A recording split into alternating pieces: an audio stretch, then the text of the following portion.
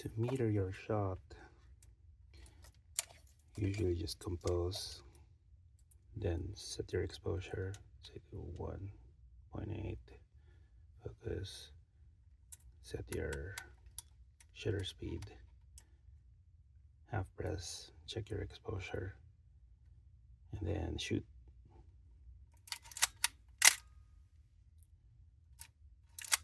Now if your subject is backlit, so you compose, set your exposure, then press the exposure memory lock button, and then you can again now recompose to whatever, like move it to the brighter part of the frame, take a shot. That's what this button is used for. Now this one, this lever, this is the backup mechanical release lever. So if you don't have any batteries, let's turn this off, and you want to trip the shutter, just pull this lever, let's advance it,